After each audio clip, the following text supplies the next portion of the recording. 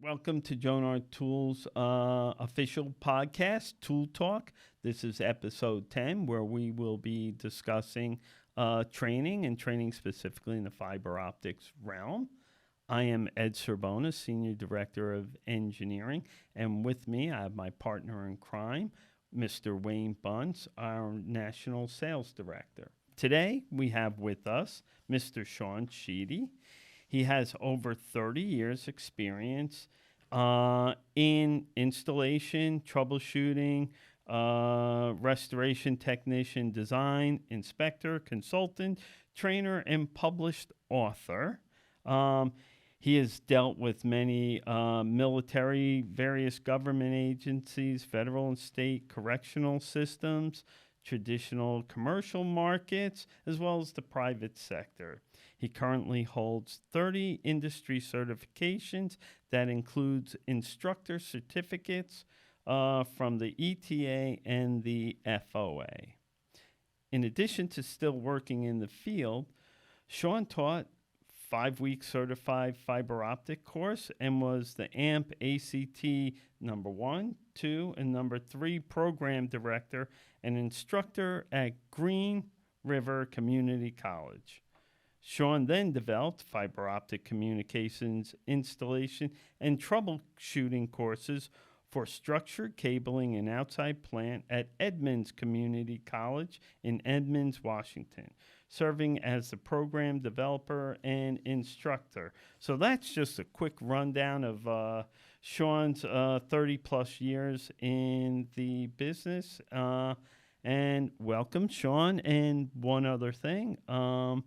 As of Monday, Sean is now an employee of Jonard Tools, so welcome. Thank you. It's great to be here. Yeah, it's great to have you here. The more experience, the better, definitely.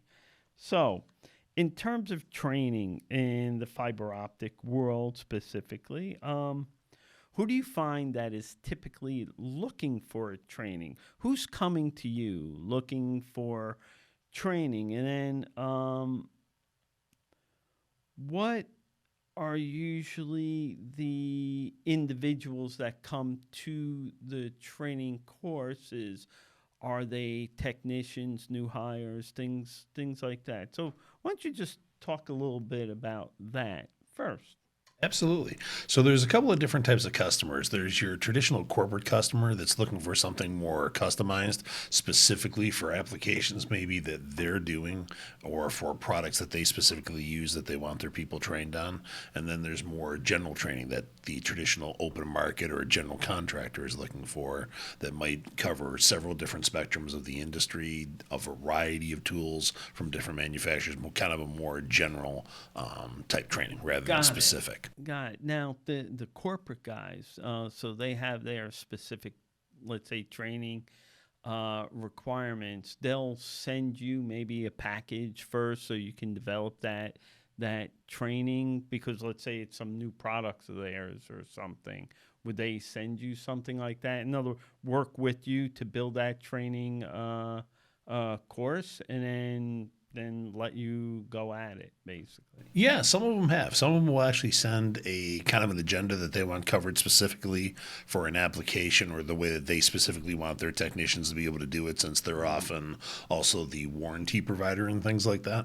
So they want it done a particular way, not more of a tool manufacturer's recommended way, but their internal way, just so they don't have any interruptions of service and other things that they're trying to avoid. And that's a really good point, especially the interruption of service. And the types of individuals that you'll typically see in your course. It actually cuts across the board. It literally could be the person just starting out, could be the person that's got years and decades in the industry. It could be somebody green and brand new that day that suddenly they got an email over the weekend saying, hey, by the way, next week you're going to a fiber optic training even though you've never done this before in your life. Welcome. Have fun with that. So predominantly, I mean, it's kind of a mixture of that. Once in a while, there'll be specific companies that, because of the size of the projects that they have, all of their people will need to attend and may or may not have experience, but it's for one similar application rather than more generalized. Yeah, okay. So Sean, the question I have for you is, are you seeing like outside plant, construction, installation, who is coming to you for training?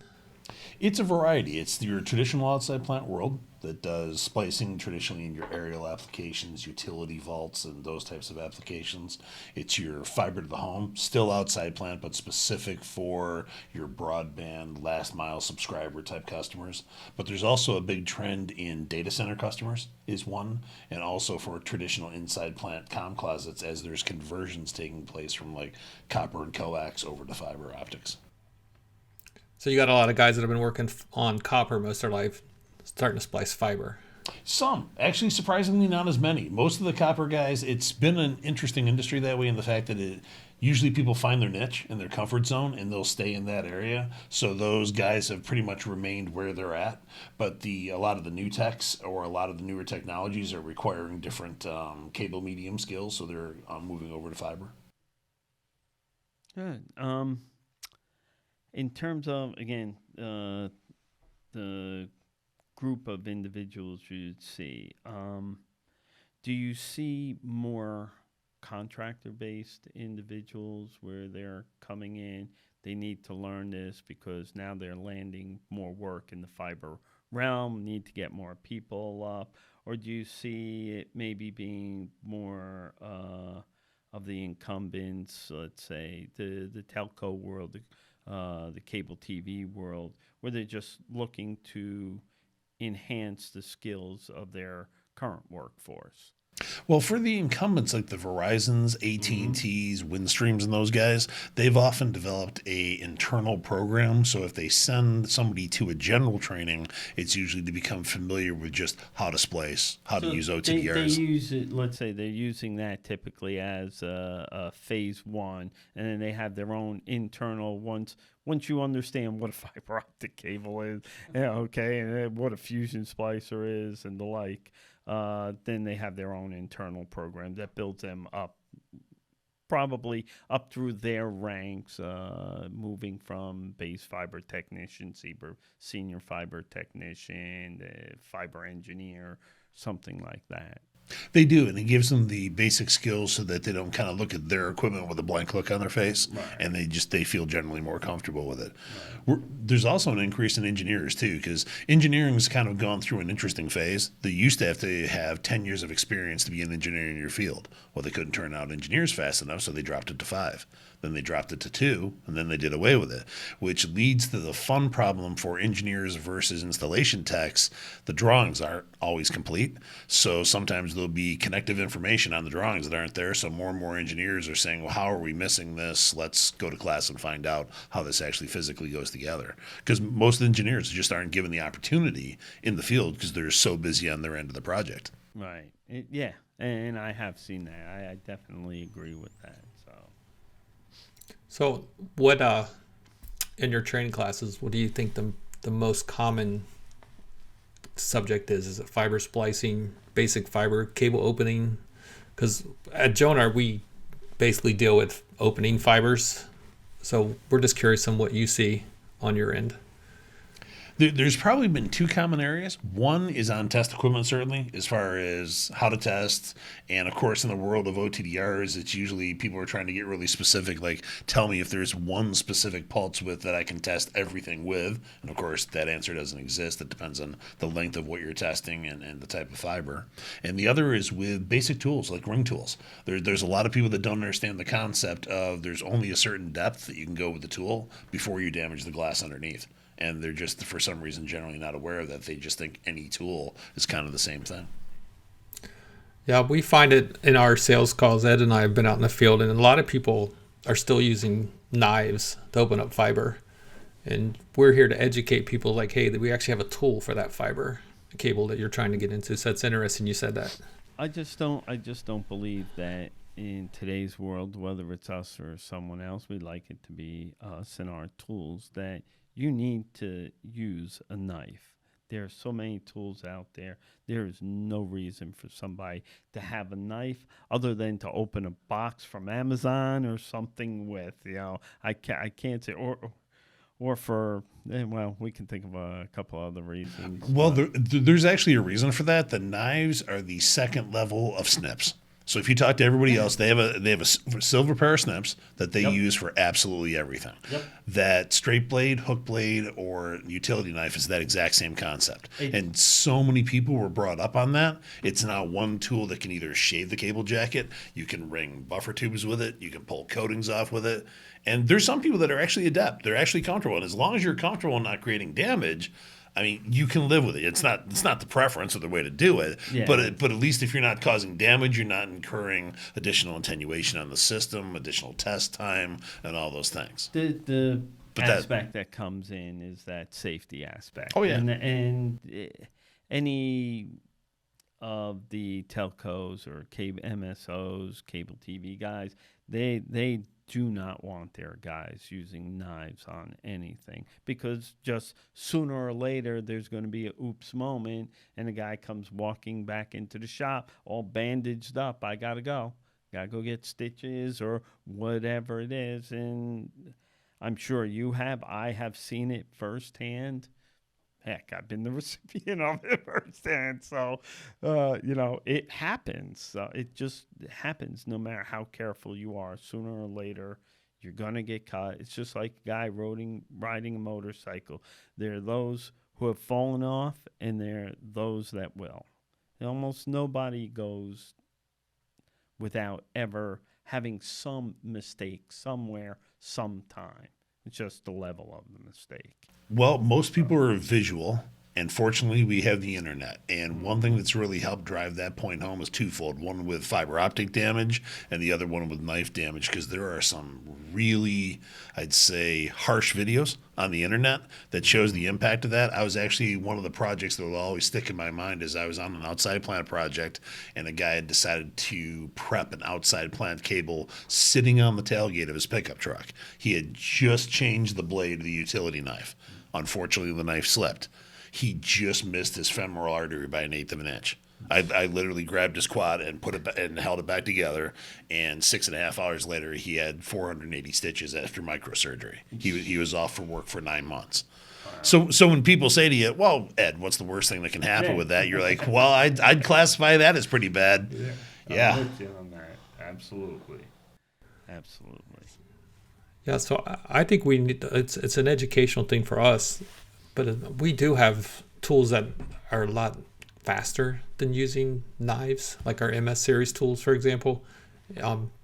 It's just an educational thing. We find out that people don't know that they exist, so it kind of fits into our theme where we need to, on our end, do a better job of letting people know what we have and better options. Right. And the promotion is obviously faster, but faster and safer. You're not getting hurt by the MS tool. Blades are enclosed. Unless you stick your hand in there, but then there's a whole other subject there. Well, there's 3 tools that I've noticed Jonard has that still some people are very aware of, other people don't. The MS 326 and 426 and the AST 200. And when you put them in the hands of people, they are just in love with them. I mean, they're like, wow, this has made my life so much easier and it's so much safer to use. But I think one of the big drawbacks has been over the years, there hasn't been a lot of mid-sheath entry tools specifically.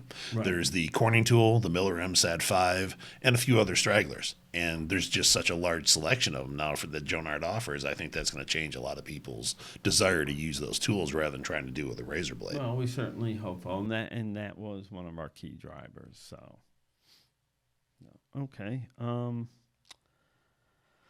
Here's a question for you. What type of training is most important and why? In terms of what type of training? I hope I'm not repeating Wayne's question. It's a basic fiber prep, fusion splicing, testing. Is it? It's funny. There's 2 parts to the training. There's the lecture part and the hands-on. And everybody is a huge hands-on fan. They love hands-on. They can't get enough of it. You can do regular splice case building, ribbon splice case building, OTDR testing, optical loss testing. They could do that limitlessly. They just really enjoy doing that.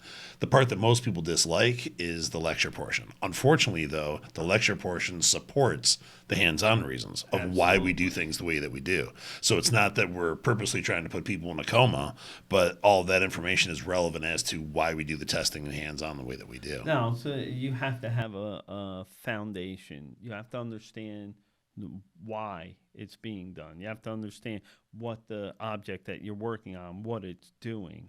Okay, so that minimal training part, that base instruction to give people understanding, is really, really important. It's just making sure you do it in a way that you don't put people to sleep, as we were joking and talking earlier. Well, and that's the challenge. It's just to what depth of information do you go into? And that changes based on the audience, especially if you have a mixture of audience, you'll get a variety of questions of what applies in the data center world versus the outside plant and the utility worlds, for examples, Right. versus that one class that's all in the same application. So it can get really broad-based and in-depth really quick. Right. Interesting. Yeah, I do want to point out that with hiring Sean and some of the stuff that Ed and I have done in the past, that we are going to start offering more intensive training at Jonard.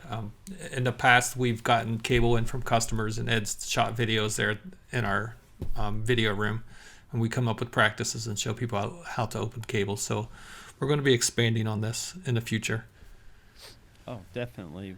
That's just leveraging, Sean. So that is a key component of why we're excited to have you here. So Looking forward to it. yeah.